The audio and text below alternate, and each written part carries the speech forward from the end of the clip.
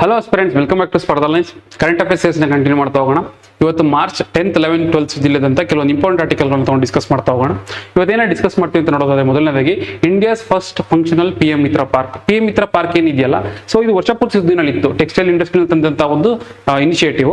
But ಏನಾಗಿದೆ ಅಂತಂದ್ರೆ, first time ಒಂದು ಆಪರೇಷನ್ ಆಗಿರುವಂತದ್ದು ಎಲ್ಲಿ ಅಂತಂದ್ರೆ ತೆಲಂಗಾಣದ ವಾರಂಗಲ್. ಆಲ್ಮೋಸ್ಟ್ ಒಂದು 6 ಸ್ಟೇಟ್ಗೆ ಇದು ಅಪ್ರೂವ್ ಮಾಡಿದ್ರು. ಅದರಲ್ಲಿ ಈಗ ಫಸ್ಟ್ ಟೈಮ್ ಒಂದು ಆಪರೇಷನ್ ಆಗ್ತಾ ಇದೆ. ಎಲ್ಲಿ ಅಂತಂದ್ರೆ ತೆಲಂಗಾಣದ ವಾರಂಗಲ್. ಅದಕ್ಕೆ ಸುದ್ದಿನಲ್ಲಿದೆ, ಏನು ಸ್ವಲ್ಪ ಡಿಸ್ಕಸ್ ಮಾಡ್ತಾ ಹೋಗೋಣ. ನಂತರ ಒಂದು ರಿನ್ಯೂವಬಲ್ ಎನರ್ಜಿ ಕೆಪಾಸಿಟಿನಲ್ಲಿ ಅಥವಾ ರಿನ್ಯೂವಬಲ್ ಎನರ್ಜಿನ ಪ್ರೊಡ್ಯೂಸ್ ಮಾಡೋದ್ರಲ್ಲಿ ಈಗ ಇಂಡಿಯಾ 3rd ಲಾರ್ಜೆಸ್ಟ್ ಕಂಟ್ರಿ ಆಗಿದೆ. ಸೊ ಹಾಗಾಗಿ ಇದ್ರ ಬಗ್ಗೆ ಸ್ವಲ್ಪ ನೋಡೋದು ಇಂಪಾರ್ಟೆಂಟ್ ಆಗುತ್ತೆ. ಇದಕ್ಕಿಂತ ಹಿಂದೆ ಮುಂದೆ ಯಾವ ಕಂಟ್ರಿಗಳಿದ್ವು ಅಥವಾ ಎಷ್ಟೆಷ್ಟು ಶೇರ್ ಇದೆ ರಿನ್ಯೂವಬಲ್ ಎನರ್ಜಿನಲ್ಲಿ ಯಾವುದರಿಂದ, ಸೊ ಇದನ್ನ ನೋಡೋದು ಇಂಪಾರ್ಟೆಂಟ್ ಆಗುತ್ತೆ. ನೋಡ್ತಾ ಹೋಗೋಣ. ನಂತರ ಬಂದು ತಾರಾ ಅಂತಂದ್ರೆ ಟ್ಯಾಕ್ಟಿಕಲ್ ಅಡ್ವಾನ್ಸ್ ರೇಂಜ್ ಆಗ್ಯುಮೆಂಟೇಷನ್ ಅಂತ. ಈ ತರ ವೆಪನ್ ಇದು ಇಂಡಿಜಿನಿಯಸ್ ಡೆವಲಪ್ ಆಗಿರುವಂತದ್ದು. ಇದು ಯಾವ ರೀತಿ ವೆಪನ್, ಏನ್ ಕೆಲಸ ಮಾಡುತ್ತೆ, ಇದನ್ನ ಡಿಸ್ಕಸ್ ಮಾಡ್ತಾ ಹೋಗೋಣ. ನಂತರ ಒಂದು ಸುಪ್ರೀಂ ಕೋರ್ಟ್ ಏನ್ ಮಾಡಿದೆ ಅಂತಂದ್ರೆ, ಒಂದು ಡೇಟಾ ಬೇಸ್ ಮ್ಯಾನೇಜ್ಮೆಂಟ್ ಸಿಸ್ಟಮ್ ನ ತಂದಿದೆ. ಅದಕ್ಕೆ ಹೆಸರು ಒಂದು ಒನ್ ಕೇಸ್ ಒನ್ ಡೇಟಾ ಅಂತ. ಅದ್ರ ಜೊತೆಗೆ ಸುಸಹಾಯ ಅಂತ ಒಂದು ಚಾಟ್ ಬೋಟ್, ಬ್ಯಾಕಪ್ ಇರುವಂತಹ ಒಂದು ಚಾಟ್ ಬೋಟ್ ನ ಕೂಡ ತಂದಿದೆ. ಸೊ ಇದನ್ನು ಡಿಸ್ಕಸ್ ಮಾಡ್ತಾ ಹೋಗೋಣ. ಇನಿಷಿಯೇಟಿವ್ ಇಂಪಾರ್ಟೆಂಟ್ ಆಗುತ್ತೆ, ನೋಡ್ತಾ ಹೋಗೋಣ. ನಂತರ ಬಂದು ಕ್ಯಾಸ್ನರ್ ಫಾರೆಸ್ಟ್ ಡಿಸೀಸ್. ಈಗ ಇದು ಪ್ರತಿ ಸಲ ಸುದ್ದಿಲಿ ಇದ್ದೇ ಇರುತ್ತೆ. ಯಾಕೆ ಅಂತಂದ್ರೆ, ಈಗೇನಾಗ್ತಾ ಇದೆ ಅಂತಂದ್ರೆ, ಈಗ ಒಂದು ವ್ಯಾಕ್ಸಿನ್ ಡೆವಲಪ್ಮೆಂಟ್ ಡಿಲೇ ಆಗ್ತಾ ಇದೆ, ಬಟ್ ಕೇಸಸ್ ಜಾಸ್ತಿ ಆಗ್ತಾ ಇದೆ. ಸೊ ಹಾಗಾಗಿ ಸುದ್ದಿನಲ್ಲಿದೆ, ಇದು ನೋಡ್ತಾ ಹೋಗೋಣ. ನಂತರ ಒಂದು ಲಕ್ಕುಂಡಿ ಅಂತೂ ಈ ತಿಂಗಳು ಪೂರ್ತಿ ಸುದ್ದಿನಲ್ಲಿತ್ತು ನಾನಾ ಕಾರಣಕ್ಕೆ. ಮೊದಲು ಏನಂತಂದ್ರೆ, ಯುನೆಸ್ಕೋಗೆ ನಾಮಿನೇಷನ್ ಮಾಡಿರುವಂತದ್ದಾಗ್ಬೋದು. ಅದಾದ್ಮೇಲೆ ಕೆಲವೊಂದು ಆರ್ಟಿಫ್ಯಾಕ್ಟ್ಸ್ ಗಳನ್ನ ಡೆಲ್ಲಿ ಮ್ಯೂಸಿಯಂ ಇಂದ ತರ್ತಾರೆ ಕರ್ನಾಟಕಕ್ಕೆ, ಸೊ ಅದಕ್ಕಾಗ್ಬೋದು. ನಂತರ ಬಂದು ಈಗ ಈ ಲಕ್ಕುಂಡಿ ಏನಿದೆಯಲ್ಲ, ಇದನ್ನ ಲಾರ್ಜೆಸ್ಟ್ ಓಪನ್ ಮ್ಯೂಸಿಯಂ ಅಂತೇಳಿ ಡಿಕ್ಲೇರ್ ಮಾಡಿದ್ದಾರೆ. ಇಂಡಿಯಾದಲ್ಲಿ ಲಾರ್ಜೆಸ್ಟ್ ಓಪನ್ ಮ್ಯೂಸಿಯಂ ಅಂತೆ. ಸೊ ಹಾಗಾಗಿ ಒಂದಲ್ಲ ಒಂದು ರೀತಿಯ ಸುದ್ದಿನಲ್ಲಿದೆ. ಸೊ ಇದ್ರ ಬಗ್ಗೆ ನೋಡೋದು ಇಂಪಾರ್ಟೆಂಟ್ ಆಗುತ್ತೆ. ಇದ್ರ ಜೊತೆಗೆ ಇದಕ್ಕೆ ಸಂಬಂಧಪಟ್ಟಂತ ಒಂದಷ್ಟು MCQಗಳನ್ನ ಸಾಲ್ವ್ ಮಾಡ್ತಾ ನಮ್ಮ ಸೀರೀಸ್ ನ ಕಂಟಿನ್ಯೂ ಮಾಡ್ತಾ ಹೋಗೋಣ. ಬನ್ನಿ, ಮೊದಲನೇ ಆರ್ಟಿಕಲ್ ನೋಡೋದಾದ್ರೆ, PM Modi inaugurates India's first functional integrated Mitra park in Warangal ಏನ್ ಮಾಡಿದ್ದಾರೆ ಅಂತಂದ್ರೆ, first functional PM Mitra park ಒಂದನ್ನ ಎಸ್ಟಾಬ್ಲಿಷ್ ಮಾಡಿರುವಂತದ್ದು, ಇನಾಗ್ರೇಟ್ ಮಾಡಿರುವಂತದ್ದು. ಏನಿದು PM ಮಿತ್ರ ಅಂತಂದ್ರೆ mega integrated textile regional apparel park ಅಂತ ಹೇಳ್ಬಿಟ್ಟು ಹೆಸರು ಹೇಳ್ತಾ ಇದೆ. ಇದೊಂದು ಟೆಕ್ಸ್ಟೈಲ್ ಸಂಬಂಧಪಟ್ಟಂತಹ ಪಾರ್ಕ್. ಸ್ಪೆಷಾಲಿಟಿ ಏನಂತಂದ್ರೆ, ಸುಮಾರು 500 1,500 ಎಕರೆ ಏನೋ ಜಾಗನ ಲ್ಯಾಂಡ್ ಅಕ್ವೈಸ್ ಮಾಡ್ಕೊಂಡು ಅಲ್ಲೇನ್ ಮಾಡ್ತಾರೆ ಅಂತಂದ್ರೆ, ಟೆಕ್ಸ್ಟೈಲ್ ಸಂಬಂಧಪಟ್ಟಂತ ಎಲ್ಲಾ ಕೆಲಸಗಳನ್ನ ಆಗುವಂತದ್ದು. ಎಲ್ಲಾ ಕೆಲಸಗಳು ಅಂತಂದ್ರೆ, ಟೆಕ್ಸ್ಟೈಲ್ ಅಂದ್ರೆ ಹೇಗೆ, ಅದು ಎಲ್ಲಿಂದ ಶುರು ಆಗುತ್ತೆ, ಕಾಟನ್ ಅಥವಾ ಫಾರ್ಮ್ ಇಂದ ಶುರು ಆಗುತ್ತೆ. So from farm to foreign ಇಲ್ಲಿ ನೋಡ್ಬೋದಾಗಿರುತ್ತೆ. ಫಾರ್ಮ್ ಬೆಳೆಯೋದ್ರಿಂದ ಹಿಡಿದು ಟಿಲ್ ಫಾರಿನ್ ವರ್ಗು. ಫಾರ್ಮ್ ಟು ಫೈಬರ್ ಆಗ್ಬೋದು, ಫೈಬರ್ ಟು ಫ್ಯಾಕ್ಟರಿ ಆಗ್ಬೋದು, ಫ್ಯಾಕ್ಟರಿಯಿಂದ ಫ್ಯಾಷನ್ ಆಗ್ಬೋದು, ಫ್ಯಾಷನ್ ಇಂದ ಫಾರಿನ್ ಆಗ್ಬೋದು. ಅಂದ್ರೆ ಅದನ್ನ ಬೆಳೆಯೋದ್ರಿಂದ ಹಿಡಿದು ಟಿಲ್ ಅದು ಎಕ್ಸ್ಪೋರ್ಟ್ ಆಗೋವರೆಗೂ ಟೆಕ್ಸ್ಟೈಲ್ ಇಂಡಸ್ಟ್ರಿ ಏನೇನೆಲ್ಲ ಸಹಾಯ ಬೇಕೋ, ಏನೇನೆಲ್ಲ ಸವಲತ್ತುಗಳು ಬೇಕೋ, ಏನೇನೆಲ್ಲ ಲಾಜಿಸ್ಟಿಕ್ಸ್ ಬೇಕೋ, ಏನೇನು ಇನ್ಪುಟ್ಸ್ ಬೇಕೋ, ಅದಷ್ಟು ಅದೊಂದೇ ಜಾಗದಲ್ಲಿ ಸಿಗುತ್ತೆ. ಸೊ ಈ ರೀತಿನಲ್ಲಿ ಮೆಗಾ ಇಂಟಿಗ್ರೇಟೆಡ್ ಟೆಕ್ಸ್ಟೈಲ್ ಪಾರ್ಕ್ ಒಂದನ್ನ ತರಬೇಕು ಅಂತೇಳಿ ಈಗ ಮಿನಿಸ್ಟ್ರಿ ಆಫ್ ಟೆಕ್ಸ್ಟೈಲ್ಸ್ ನೆನ್ಪಿಟ್ಕೋಬೇಕಾಗುತ್ತೆ. ಯಾರ್ದು ಅಂತಾನು ಕೇಳ್ತಾರೆ, ಮಿನಿಸ್ಟ್ರಿ ಆಫ್ ಟೆಕ್ಸ್ಟೈಲ್ ಇದನ್ನ ತಂದಿರುವಂತದ್ದು.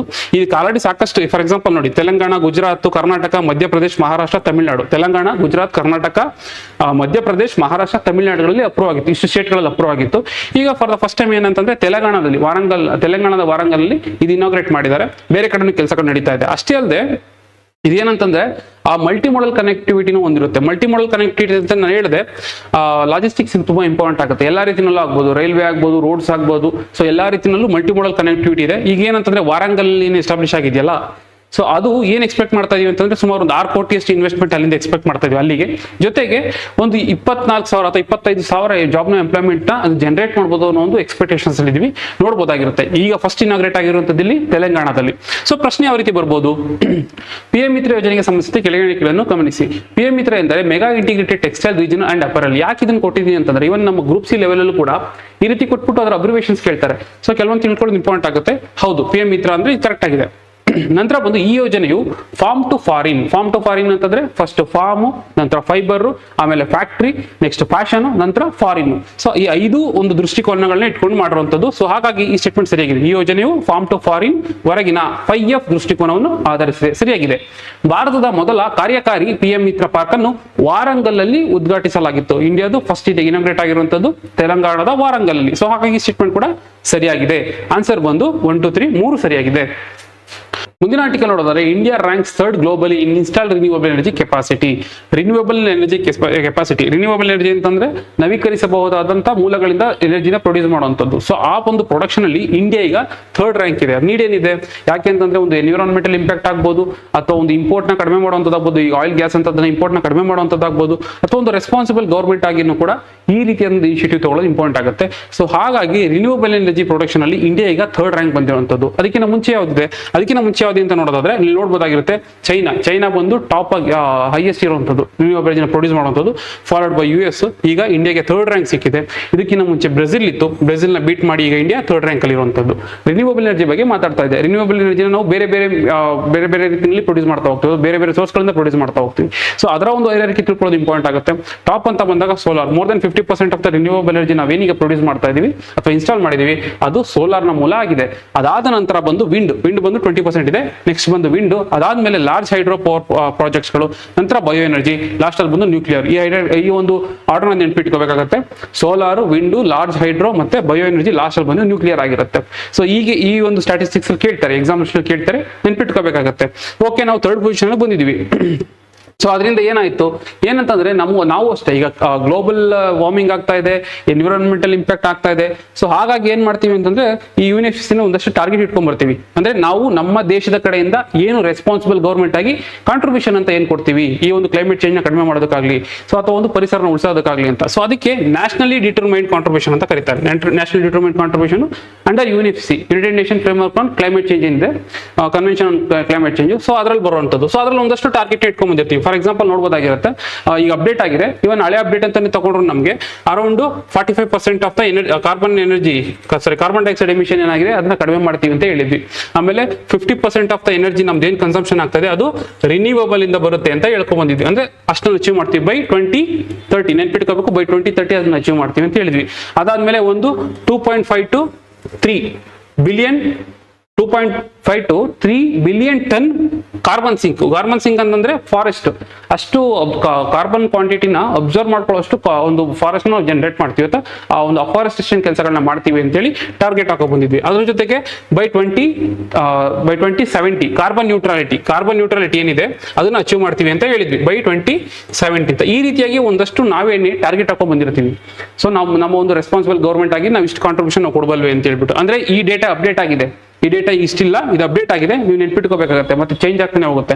ಸೊ ಇದರ ಒಂದು ಟಾರ್ಗೆಟ್ ಏನಿತ್ತಲ್ಲ ಬೈ 2030, ಸೊ ಅದನ್ನ ಈಗ ಆಲ್ರೆಡಿ ಅಚೀವ್ ಮಾಡ್ಬಿಡ್ತೀವಿ. ಈ ರಿನ್ಯೂವಬಲ್ ಎನರ್ಜಿ ಬಗ್ಗೆ ಮಾತಾಡ್ತಾ ಇದೆ ಅಲ್ವಾ, 50% ನಮ್ದು ಇಲ್ಲಿ ನೋಡ್ಬೋದಾಗಿರುತ್ತೆ.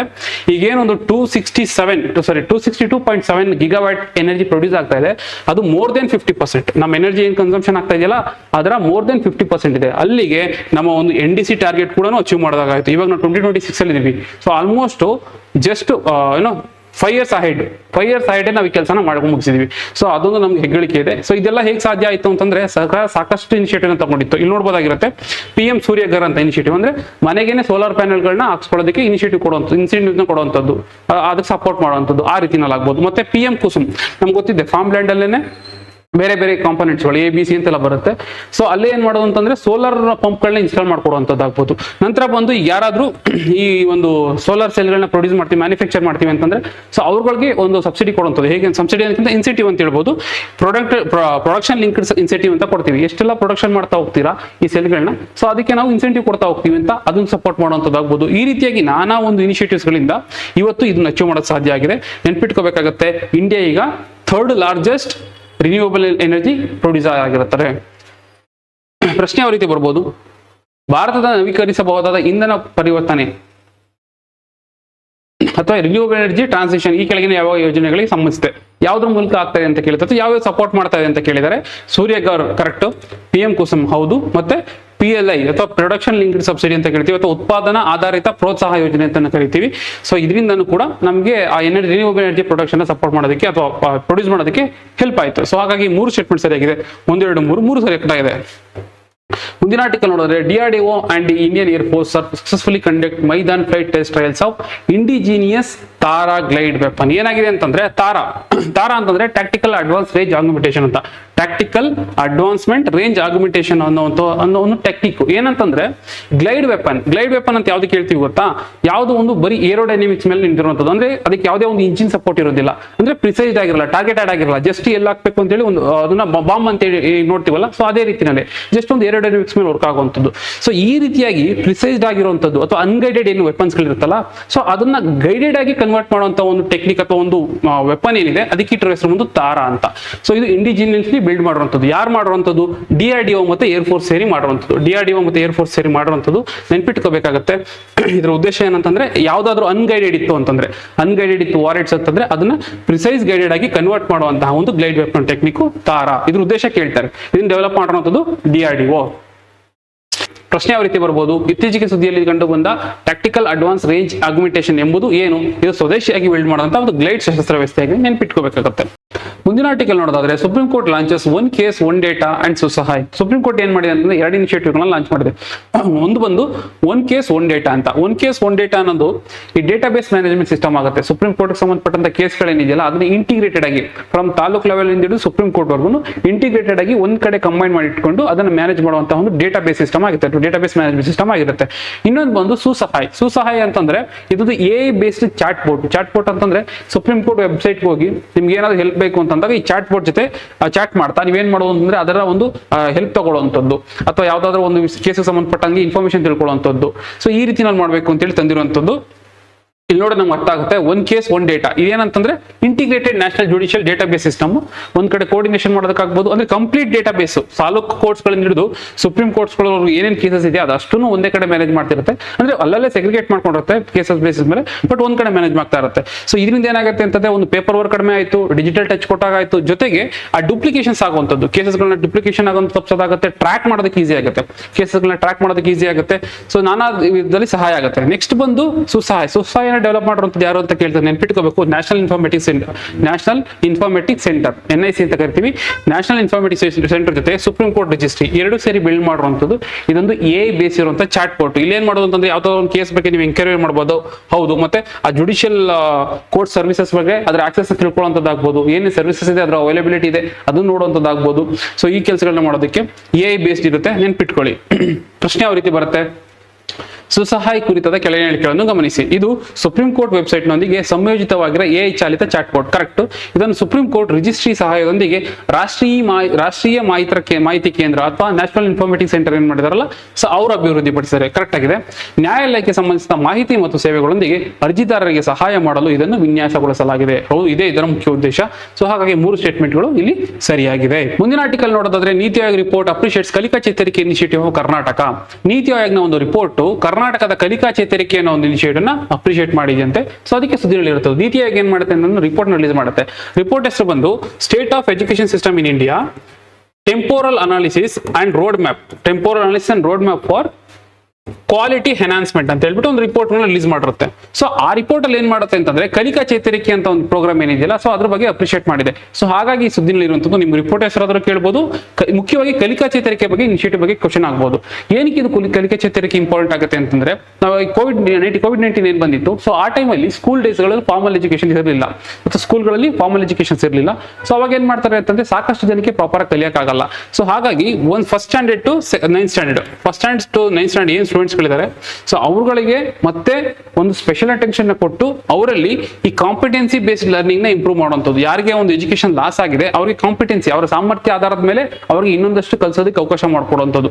ಜೊತೆಗೆ ಬೇಸಿಕ್ ಫೌಂಡೇಶನ್ ಲಿಟ್ರಸಿ ಅಂಡ್ ನ್ಯೂಮರಸಿನ ಕಲಿಸಬೇಕು. ಬೇಸಿಕ್ ಮುಖ್ಯವಾಗಿರುವಂತಹ ಒಂದು ಸಾಕ್ಷರತೆಯನ್ನು ಕಲಿಸಬೇಕಾಗತ್ತೆ ಅನ್ನೋ ಉದ್ದೇಶದಿಂದ ಈ ಪ್ರೋಗ್ರಾಮ್ ಲಾಂಚ್ ಮಾಡ್ತಾರೆ. ಈ ಪ್ರೋಗ್ರಾಮ್ ಲಾಂಚ್ ಮಾಡಿರುವಂಥದ್ದು department of state educational research and training. NCERT ಏನಿದೆ ಅದೇ ರೀತಿ ಸ್ಟೇಟ್ ಅಲ್ಲಿ ಇರುವಂತಹ ಡಿಸರ್ಟ್ ಇರುತ್ತೆ. So department of state educational research and training ಏನಿದೆ ಇನ್ಸ್ಟಿಟ್ಯೂಟ್, ಸೊ ಅವ್ರು ತಂದಿರುವಂತದ್ದು. ಇದ್ರ ಉದ್ದೇಶ ಏನಂತಂದ್ರೆ first standard to 9th standard students ಏನಿದ್ದಾರೆ, ಸೊ ಅವ್ರಗಳಿಗೆ ಈ ಒಂದು ಕಾಂಪಿಟೆನ್ಸಿ ಬೇಸಿಂಗ್ ಲರ್ನಿಂಗ್ ನ ಕಲ್ಸ್ಕೊಡೋದಕ್ಕೆ, ಅವ್ರ ಸಾಮರ್ಥ್ಯ ಆಧಾರದ ಮೇಲೆ ಅವ್ರಿಗೆ ಕಲಿಕೆನ ಇಂಪ್ರೂವ್ ಮಾಡೋದಕ್ಕೆ, ಏನೋ ಲಾಸ್ ಆಗಿದೆಯಲ್ಲ ಕೋವಿಡ್ ಟೈಮಲ್ಲಿ, ಸೊ ಅದನ್ನ ರಿಕವರ್ ಮಾಡೋದಕ್ಕೆ, ಅದ್ರ ಜೊತೆಗೆ ಫೌಂಡೇಶನಲ್ ಬೇಸಿಕ್ ಬೇಕಾಗಿರುವಂತಹ ಒಂದು ಲಿಟ್ರಸಿ, ಓದೋದಕ್ಕೆ ಬರೆಯೋದಕ್ಕೆ, ಜೊತೆಗೆ ಒಂದು ನ್ಯೂಮರಸಿ ಕೂಡೋದು ಕಳೆಯೋದು ಏನಿದೆಯಲ್ಲ ಸಣ್ಣ ಪುಟ್ಟದ್ದು ಅಥವಾ ಬೇಸಿಕ್ ಮ್ಯಾಥಮೆಟಿಕ್ಸ್, ಸೊ ಅದನ್ನ ಕಲ್ಸ್ಕೊಡುವಂತ ಉದ್ದೇಶನ ತಂದಿರುವಂತದ್ದು ಕಲಿಕಾ ಚೇತರಿಕೆ ಇನಿಷಿಯೇಟಿವ್ ಆಗಿರುತ್ತೆ. ಇದನ್ನು ತಂದಿರೋದು ಡಿಸೈಡ್, ನೆನ್ಪಿಟ್ಕೊಳ್ಳಿ. ಪ್ರಶ್ನೆ ಯಾವ ರೀತಿ ಬರ್ಬೋದು? ಕಲಿಕಾ ಚೇತರಿಕೆ ಕುರಿತ ಈ ಕೆಳಗಿನ ಹೇಳಿಕೆಗಳನ್ನು ಗಮನಿಸಿ. ಇದನ್ನು DSERT ಕರ್ನಾಟಕವು 1ರಿಂದ 9ನೇ ತರಗತಿಗಳಿಗೆ ಜಾರಿ ತಂದಿದೆ. ಹೌದು, ಕರೆಕ್ಟ್ ಆಗಿದೆ. ಇದು ಕಂಠಪಾಠದ ಬದಲು ಸಾಮರ್ಥ್ಯ ಆಧಾರಿತ ಕಲಿಕೆ ಮೇಲೆ ಕೇಂದ್ರೀಕರಿಸುತ್ತದೆ. ಹೌದು, ಜಸ್ಟ್ ಮಗಪ್ ಮಾಡೋದು ಮೆಮರಿ ಬೇಸ್ಡ್ ಅಲ್ಲ, ಬಟ್ ಒಂದು ಅನಾಲಿಟಿಕಲ್ ಸ್ಕಿಲ್ಸ್ ಇಂಪ್ರೂವ್ ಮಾಡಬೇಕಾಗುತ್ತೆ. ಸೊ ಹಾಗಾಗಿ ಅವರ ಒಂದು ಸಾಮರ್ಥ್ಯ ಆಧಾರಿತದ ಮೇಲೆ ಕಲಿಕೆನ ಇಂಪ್ರೂವ್ ಮಾಡಬೇಕು ಅನ್ನೋ ಉದ್ದೇಶ ತಂದಿರುವಂತಹ ಪ್ರೋಗ್ರಾಮ್ ಆಗಿದೆ. ಇದು ಚಟುವಟಿಕೆ ಆಧಾರಿತ ಕಲಿಕೆ, ಮೂಲಭೂತ ಸಾಕ್ಷರತೆ, ಸಂಖ್ಯಾಶಾಸ್ತ್ರ ಕೌಶಲ್ಯಗಳನ್ನು ನಿರಂತರ ಮೌಲ್ಯಮಾಪನದ ಮೇಲೆ ಕೇಂದ್ರೀಕರಿಸುತ್ತದೆ. ಹೌದು, ಇದೇನ್ ಮಾಡುತ್ತೆ ಅಂತಂದ್ರೆ ಚಟುವಟಿಕೆ ಆಧಾರದ ಮೇಲೆ ಕಲಿಕೆ ಇಂಪ್ರೂವ್ ಮಾಡುವಂಥದ್ದು, ಮೂಲಭೂತ ಸಾಕ್ಷರತೆ ಮತ್ತೆ ಸಂಖ್ಯಾಶಾಸ್ತ್ರ ಬೇಸಿಕ್ ಮ್ಯಾಥಮೆಟಿಕ್ಸ್ ಮತ್ತೆ ಓದೋದಕ್ಕೆ ಹೆಲ್ಪ್ ಆಗೋ ರೀತಿಯಲ್ಲಿ ಕಲಿಸುವಂಥದ್ದು. ಸೊ ಇದ್ರ ಮೇಲೆ ಅದರ ಒಂದು ಇವ್ಯಾಲ್ಯೂಯೇಷನ್ ಮಾಡ್ತಾ ಇರುತ್ತೆ. ಸೊ ಹಾಗಾಗಿ ಈ ಸ್ಟೇಟ್ಮೆಂಟ್ ಸರಿಯಾಗಿದೆ. ಆನ್ಸರ್ ಒಂದು 1, 2, 3 ಎಷ್ಟು ಹೇಳಿಕೆಗಳು ಅಂತ ಕೇಳಿದ್ದಾರೆ, ಎಲ್ಲಾ 3 ಹೇಳಿಕೆಗಳು ಇಲ್ಲಿ ಸರಿಯಾಗಿದೆ. ಮುಂದಿನ ಆರ್ಟಿಕಲ್ ನೋಡೋದಾದ್ರೆ KFT deaths persist as better vaccine stage in trial stage. Kyasanur forest disease ಏನಿದೆಯಲ್ಲ, ಸೊ ಅದಕ್ಕೆ ಸಂಬಂಧಪಟ್ಟಂತ ಸಾವು ನೋವುಗಳು ಕರ್ನಾಟಕದಲ್ಲಿ ಸಂಭವಿಸ್ತಾನೆ ಇದೆ. ಆದ್ರೂ ಕೂಡ ಅದಕ್ಕೆ ಸಂಬಂಧಪಟ್ಟಂತಹ ವ್ಯಾಕ್ಸಿನ್ ಏನಿದೆ ಅದಿನ್ನೂ ಟ್ರಯಲ್ ಸ್ಟೇಜ್ ಅಲ್ಲಿ ಇದೆ ಅಂತೇಳಿ ಡೆಕ್ಕನ್ ಹೆರಾಲ್ಡ್ ಸುದ್ದಿಯಾಗಿರುವಂತದ್ದು ಈ ಒಂದು ನ್ಯೂಸ್. ಸೊ ಏನಂತಂದ್ರೆ ಈಗ ನೋಡ್ಬೋದಾಗಿರುತ್ತೆ, ಉತ್ತರ ಕನ್ನಡದಲ್ಲಿ ತಗೊಂಡ್ರೆ ಆಕ್ಚುಲಿ ಇದು ಕಾಣಸಿಗುವಂತದ್ದು western ghats. It is endemic to western ghat. Western ghat ಮಾತ್ರ ನೋಡೋಕೆ ಸಿಗುವಂತಹ ಒಂದು ರೋಗ Kyasanur forest disease. Even western ghats ಅಲ್ಲೇ ತಗೋತೀನಿ ಅಂತಂದ್ರೂ ಉತ್ತರ ಕನ್ನಡ ಅಂತ ತಗೊಂಡಾಗ ಆಲ್ಮೋಸ್ಟ್ 14 ಸಾವುಗಳು, ಶಿವಮೊಗ್ಗದಲ್ಲಿ 8, ನಂತರ ಚಿಕ್ಕಮಗಳೂರಲ್ಲಿ 7. ಸೊ ಈ ರೀತಿಯಾಗಿ ಸಾವಿನ ಸಂಖ್ಯೆಗಳು ಜಾಸ್ತಿನೇ ಆಗ್ತಾ ಇದೆ. ಬಟ್ ಆದ್ರೆ ಇದರ ಒಂದು ವ್ಯಾಕ್ಸಿನೇಷನ್ ಟ್ರಯಲ್ ಸ್ಟೇಜ್ ಆಗಿದೆ. ಅಂದ್ರೆ ICMR ಡೆವಲಪ್ಮೆಂಟ್ ಮಾಡಬೇಕು ಅಂತ ಶುರು ಮಾಡಿತ್ತು, ಬಟ್ ಮತ್ತೆ ಇನ್ನೊಂದು ಟ್ರಯಲ್ ಶುರು ಮಾಡಿದ್ದಾರೆ. ಸೊ ಹಾಗಾಗಿ ಇನ್ನು ಟ್ರಯಲ್ ಸ್ಟೇಜ್ ಇದೆ ಅಂತ ಹೇಳಿ ಸುದ್ದಿ ಆಗಿರುವಂತದ್ದು. ಬಟ್ ನಮಗೆ ಎಕ್ಸಾಮ್ ದೃಷ್ಟಿಯಿಂದ ಕ್ಯಾಸ್ನೂರು ಫಾರೆಸ್ಟ್ ಡಿಸೀಸ್ ಬಗ್ಗೆ ತಿಳ್ಕೊಳ್ಳೋದು ತುಂಬಾ ಇಂಪಾರ್ಟೆಂಟ್ ಆಗುತ್ತೆ. ಇದು ಫಸ್ಟ್ 1950s ಅಲ್ಲಿ ನೋಡಕ್ ಸಿಗುವಂತದ್ದು. ಅಂದ್ರೆ ಆ ಟೈಮಲ್ಲಿ ಇದನ್ನು ಪತ್ತೆ ಹಚ್ತಾರೆ. ಏನಾಗುತ್ತೆ ಅಂತಂದ್ರೆ 1950s ಅಲ್ಲಿ ಶಿವಮೊಗ್ಗದ ಕ್ಯಾಸನೂರು ಅನ್ನೋ ಒಂದು ಫಾರೆಸ್ಟ್ ಏರಿಯಾದಲ್ಲಿ ಇದಕ್ಕಿದ್ದಾಗಿ ಮಂಗಗಳ ಸಾಯಕ್ಕೆ ಶುರು ಆಗುತ್ತೆ. ಸೊ ಜೊತೆಗೆ ಆ ಮಂಗಗಳ ಟಚ್ ಅಲ್ಲಿ ಇದ್ದಂತ ಮನುಷ್ಯರಿಗೂ ಅಫೆಕ್ಟ್ ಆಗ್ತಾ ಹೋಗುತ್ತೆ. ಅವನಿಗೆ ವಿಪರೀತ ತಲೆನೋವು, ವಾಮಿಟ್, ಮೈಕೈ ನೋವು, ಮತ್ತೆ ರಕ್ತಸ್ರಾವ ಆಗುವಂಥದ್ದು, ಒಂದಷ್ಟು ನ್ಯೂರಾಲಜಿಕಲ್ ಡಿಸಾರ್ಡರ್ ಆಗುವಂಥದ್ದು, ಕೊನೆಗೆ ಅವನೇ ಸಾವನ್ನಪ್ಪಾಗುವಂಥದ್ದು. ಸೊ ಈ ತರದ ಕಾಣಕ್ ಸಿಗ್ತಾ ಇರುತ್ತೆ. ಸೊ ಇವರೆಲ್ಲ ಏನ್ ಅನ್ಕೊಂತಾರೆ ಅಂತಂದ್ರೆ ಇದು ಮಂಗನಿಂದ ಬರ್ತಾ ಇರೋದು ಅಂತೇಳಿ ಅದಕ್ಕೆ ಮಂಗನ ಕಾಯಿಲೆ ಅಂತ ಹೆಸರು ಹೇಳ್ತಾರೆ.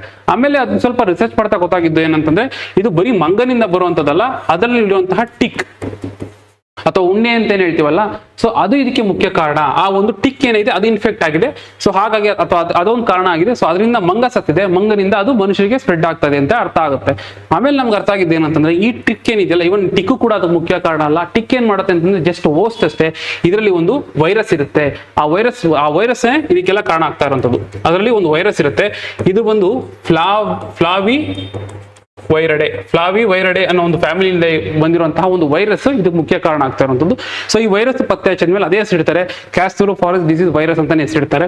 ಸೊ ಈ ವೈರಸ್ ಈ ಒಂದು ಉಣ್ಣೆಗಳು ಹೋಸ್ಟ್ ಮಾಡ್ತಿರ್ತವೆ. ಆ ಉಣ್ಣೆಗಳಿಂದ ಏನಾಗುತ್ತೆ ಅಂತಂದ್ರೆ ಇಲ್ಲಿದ್ದಂತ ಮಂಗಗಳು, ಅಳಿಲು ಅಥವಾ ಒಂದು ಇಲಿಗಳಾಗ್ಬೋದು, ಸೊ ಅವುಗಳಿಗೆ ಇನ್ಫೆಕ್ಟ್ ಆಗ್ತಾ ಹೋಗುತ್ತೆ. ಅವುಗಳು ಇನ್ಫೆಕ್ಟ್ ಆದ್ಮೇಲೆ ಸ್ವಲ್ಪ ದಿನ ಆದ್ಮೇಲೆ ಅವು ಸಾವನ್ನಪ್ಪುತ್ತವೆ. ಸೊ ಅದ್ರ ಜೊತೆ ಯಾರು ಟಚ್ ಅಲ್ಲಿ ಬರ್ತಾರೋ, ಯಾರು ಮನುಷ್ಯ ಟಚ್ ಬರ್ತಾನೋ, ಸೊ ಅವನಿಗೂ ಸ್ಪ್ರೆಡ್ ಆಗ್ತಾ ಹೋಗುತ್ತೆ. ಸೊ ಈ ರೀತಿಯಲ್ಲಿ ಸ್ಪ್ರೆಡ್ ಆಗ್ತಿರೋದು. ಬಟ್ ಆದ್ರೆ ಹ್ಯೂಮನ್ ಟು ಹ್ಯೂಮನ್ ಟ್ರಾನ್ಸ್ಮಿಷನ್ ಆಗಿಲ್ಲ. ಮಂಗನಿಂದ, ಇಲಿಯಿಂದ, ಅಳಿಲಿಂದ ಮನುಷ್ಯನಿಗೆ ಬಂದಿರೋದುಂಟು, ಬಟ್ ಆಗಿಲ್ಲ. ಸೊ ಹಾಗಾಗಿ ಯಾರು ಈಗ ಫಾರೆಸ್ಟ್ ಅಲ್ಲಿ ಕೆಲಸ ಮಾಡ್ತಾರೆ, ಟ್ರೈಬಲ್ ಪೀಪಲ್ ಇರ್ತಾರೆ, ಸೊ ಅವ್ರುಗಳು ಸ್ವಲ್ಪ ವಲ್ನರಬಲ್ ಆಗಿರ್ತಾರೆ. ನೋಡ್ಬೋದಾಗಿರುತ್ತೆ ಈ ಇಲಿಗಳಾಗ್ಲಿ, ಮಂಗಗಳಾಗ್ಲಿ, ಮತ್ತೆ ಈ ಒಂದು ಟಿಕ್ ಆಗ್ಲಿ, ಉಣ್ಣೆ ಇದಾಗ್ಲಿ ಜಸ್ಟ್ ಒಂದು ಹೋಸ್ಟ್ ಅಷ್ಟೇ. ಸೊ ಅದರಿಂದ ಆಕ್ಚುಲಿ ಬರ್ತಿರುವಂತದ್ದು ವೈರಸ್ ಇಂದ ನೆನ್ಪಿಟ್ಕೋಬೇಕಾಗತ್ತೆ. ಸೊ ಪ್ರಶ್ನೆ ಯಾವ ರೀತಿ ಬರ್ಬೋದು, ಕ್ಯಾಸ್ನೂರು ಅರಣ್ಯ ಕಾಯಿಲೆ ಮತ್ತು ಮಂಕಿ ಫೀವರ್ ಕುರಿತ ಕೆಳಗಿನ ಹೇಳಿಕೆಗಳನ್ನು ಗಮನಿಸಿ. ಇದು ಫ್ಲಾವಿವಿರಿಡೆ ಕುಟುಂಬಕ್ಕೆ ಸೇರಿದ ಬ್ಯಾಕ್ಟೀರಿಯಾದಿಂದ ಬರುತ್ತದೆ. ಇದು ಬ್ಯಾಕ್ಟೀರಿಯಾ ಎಲ್ಲ ಬದಲಿಗೆ ವೈರಸ್ ಇಂದ ಬರುವಂತದ್ದು. ಎಕ್ಸಾಮ್ ಗಳಲ್ಲಿ ಯೂಶಲಿ ಚೇಂಜ್ ಮಾಡ್ತಾ ಇರ್ತಾರೆ ಬ್ಯಾಕ್ಟೀರಿಯಾ ವೈರಸ್, ನೋಡ್ಕೋಬೇಕಾಗುತ್ತೆ. ಸೊ ಈ ಸ್ಟೇಟ್ಮೆಂಟ್ ತಪ್ಪಾಗುತ್ತೆ. ಇದು ಮುಖ್ಯವಾಗಿ ಸೋಂಕಿತ ಉಣ್ಣೆಗಳ ಮೂಲಕ ಹರಡುತ್ತದೆ. ಹೌದು, ಆ ಉಣ್ಣೆಗಳೇನಿದೆ, ಟಿಕ್ ಏನಿದೆ, ಸೊ ಅದರಿಂದ ಸ್ಪ್ರೆಡ್ ಆಗುವಂಥದ್ದು ಇದು ಕರೆಕ್ಟ್ ಆಗಿದೆ.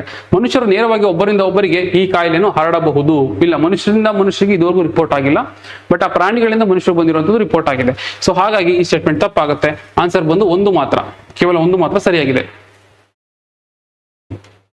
ಮುಂದಿನ ಆರ್ಟಿಕಲ್ ನೋಡೋದಾದ್ರೆ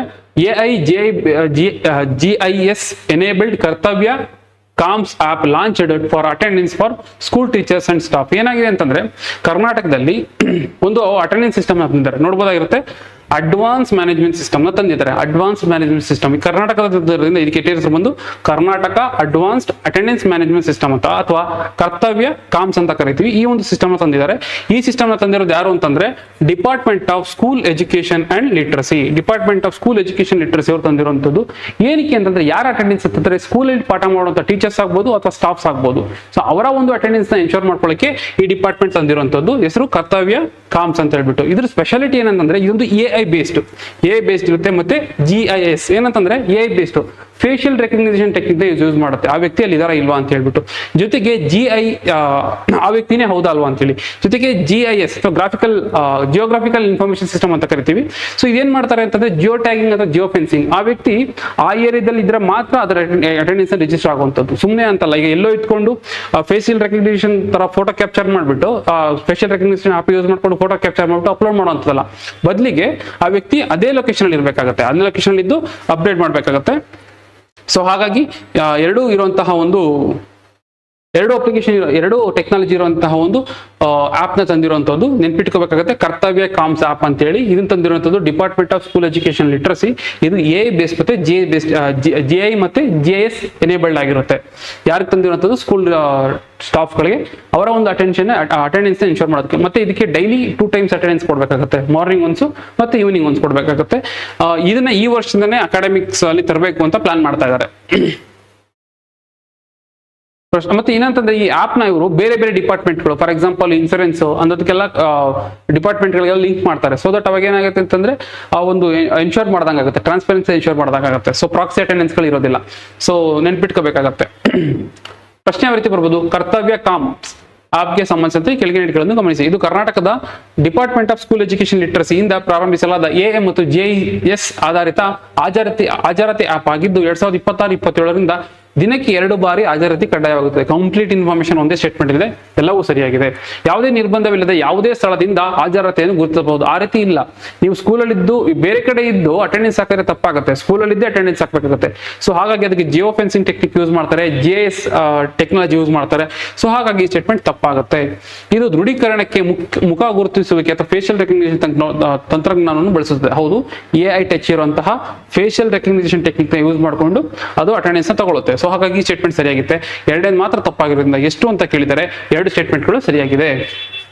ಮುಂದಿನ ಆರ್ಟಿಕಲ್ ನೋಡೋದಾದ್ರೆ Karnataka Lakkundi to becomes largest open museum with 3K relics. ಏನಾಗಿ ಅಂತಂದ್ರೆ ಕರ್ನಾಟಕದಲ್ಲಿ ಲಕ್ಕುಂಡಿ ಏನಿದೆಯಲ್ಲ ಒಂದಲ್ಲ ಒಂದು ವಿಚಾರಕ್ಕೆ ಸುದ್ದಿನಲ್ಲಿದೆ. ಮೊದಲನೇದು ಏನಂತಂದ್ರೆ ಯುನೆಸ್ಕೋಗೆ ಅದನ್ನ ನಾಮಿನೇಟ್ ಮಾಡೋದಕ್ಕೆ ಒಂದ್ಸಲ ಸುದ್ದಿನಲ್ಲಿತ್ತು.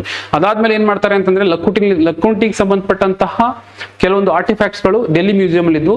ಸೊ ಅದನ್ನು ತರಿಸ್ಕೊಳ್ತಾರೆ, ಅದಕ್ಕೆ ಸುದ್ದಿನಲ್ಲಿತ್ತು. ನಂತರ ಬಂದು ಈಗ ಲಕ್ಕುಂಡಿನಲ್ಲೇ ಓಪನ್ ಸ್ಪೇಸ್ ಮ್ಯೂಸಿಯಂ ಅಂತ, ಅಂದ್ರೆ ಲಕ್ಕುಂಡಿನೇ ಲಾರ್ಜೆಸ್ಟ್ ಓಪನ್ ಸ್ಪೇಸ್ ಮ್ಯೂಸಿಯಂ ಅಂತೇಳಿ ಡಿಕ್ಲೇರ್ ಮಾಡಿರುವಂಥದ್ದು. ಸುಮಾರು 3000 ಲೀಕ್ಸ್ಗಳು, ಈ ಒಂದು ಅವಶೇಷಗಳೇನಿದೆಯಲ್ಲ ಅದು ಓಪನ್ ಸ್ಪೇಸ್ ಅಲ್ಲೇ ನೋಡೋಕೆ ಸಿಗುತ್ತಂತೆ. ಮತ್ತೆ ಅದನ್ನ ಕಮ್ಯುನಿಟಿ ಪಾರ್ಟಿಸಿಪೇಷನ್ ಎನ್ಶೋರ್ ಮಾಡ್ಕೊಂಡು, ಅಂದ್ರೆ ಅಲ್ಲಿರುವಂತ ಲೋಕಲ್ ಜನಗಳನ್ನ ಎನ್ಶೋರ್ ಮಾಡ್ಕೊಂಡೆ ಅದನ್ನ ಪ್ರೊಟೆಕ್ಟ್ ಕೂಡ ಮಾಡ್ತಾ ಇದ್ದಾರೆ. ಸೊ ಹಾಗಾಗಿ ಸುದ್ದಿನಲ್ಲಿ ಇರುವಂತದ್ದು, ಎಲ್ಲಿರುವಂತದ್ದು, ಇದು ಗದಗಲ್ಲಿರುವಂತದ್ದು. ಸೊ 3000ಕ್ಕಿಂತ ಹೆಚ್ಚಿಗೆ ಪಳೆಯುಳಿಕೆಗಳು ಓಪನ್ ಸ್ಪೇಸ್ ಅಲ್ಲೇ ಇದೆ. ಸೊ ಹಾಗಾಗಿ ಕಮ್ಯುನಿಟಿ ಹೆಲ್ಪ್ ತಗೊಂಡು ಅದನ್ನ ಹಂಗೆ ಪ್ರೊಟೆಕ್ಟ್ ಮಾಡ್ತಾರೆ. ಅದಕ್ಕೆ ಇದನ್ನ ಓಪನ್ ಮ್ಯೂಸಿಯಂ ಅಂತ ಕರೆಯೋದು. ನೀವು ನೋಡ್ಬೋದಾಗಿರುತ್ತೆ, ಈ ಜಾಗದಲ್ಲಿ ಏನಿಲ್ಲ ಅಂತಂದ್ರು ಸುಮಾರು 50ಕ್ಕಿಂತ ಹೆಚ್ಚಿಗೆ ಟೆಂಪಲ್ಗಳು, ದೇವಸ್ಥಾನಗಳು ನಿಮ್ಗೆ ನೋಡೋ ಸಿಗುತ್ತೆ. ಮತ್ತೆ ಕಲ್ಯಾಣಿಗಳು, ಸ್ಟೆಪ್ ವೆಲ್ಸ್ ಅಂತ ಏನ್ ಕರಿತೀವಲ್ಲ, ಕಲ್ಯಾಣಿಗಳಿಗೆ ಫೇಮಸ್. ಇಲ್ಲಿ 100ಕ್ಕಿಂತ ಹೆಚ್ಚಿಗೆ ಕಲ್ಯಾಣಿಗಳನ್ನ ಇಲ್ಲಿ ನೋಡೋಕೆ ಸಿಗುತ್ತಂತೆ. ಅಂದ್ರೆ ಈಗೇನು ಕಲ್ಯಾಣಿ ಚಾಲುಕ್ಯರು, ರಾಷ್ಟ್ರಕೂಟರು, ಅವ್ರು ಅದಾದ್ಮೇಲೆ ಹೊಯ್ಸಳರು, ಇವರ ಒಂದು ಪರಂಪರೆನ ಅವ್ರು ಹೇಗೆ ಎವಾಲ್ವ್ ಆದ್ರು ಅದನ್ನೆಲ್ಲ ನೋಡ್ತಾ ಬರ್ಬೋದಾಗಿರುತ್ತೆ. ಇಲ್ಲಿ ಆರ್ಕಿಟೆಕ್ಚರ್ ಅಂತ ಬಂದಾಗ ನಮ್ಗೆ ನಾವೀಗ ಕರ್ನಾಟಕ ಸ್ಟೈಲ್, ವೇಸರ ಸ್ಟೈಲ್ ಅಂತ ಏನ್ ಕರಿತೀವಲ್ಲ, ಅಥವಾ ಹೊಯ್ಸಳ ಸ್ಟೈಲ್ ಅಂತ, ಅದು ಆಕ್ಚುಲಿ ಎವಾಲ್ವ್ ಆಗಿದ್ದೆ ಇಲ್ಲಿಂದ. ಸೊ ಕರ್ನಾಟಕ ಸ್ಟೈಲ್ ಎವಾಲ್ವ್ ಆಗಿದ್ದೆ ಈ ಒಂದು ಹಂತದಿಂದ. ಸೊ ಹಾಗಾಗಿ ಇಂಪಾರ್ಟೆಂಟ್ ಆಗುತ್ತೆ, ಎಕ್ಸ್ಟ್ರಾ ನೋಡ್ಕೋಬೇಕಾಗುತ್ತೆ. ಲಕ್ಕುಂಡಿಗೆ ಸಂಬಂಧಪಟ್ಟಂತೆ ಇನ್ನೊಂದು ಸ್ವಲ್ಪ ಇನ್ಫಾರ್ಮೇಶನ್ಗಳನ್ನ ನೀವು ನೋಡ್ಕೊಳ್ಳಿ. ಸೊ ಪ್ರಶ್ನೆ ಯಾವ ರೀತಿ ಬರ್ಬೋದು, ಲಕ್ಕುಂಡಿ ಮುಕ್ತ ವಸ್ತು ಸಂಗ್ರಹಾಲಯಕ್ಕೆ ಸಂಬಂಧಿಸಿದ ಕೆಳಗಿಳಿಕೆಗಳನ್ನು ಪರಿಗಣಿಸಿ.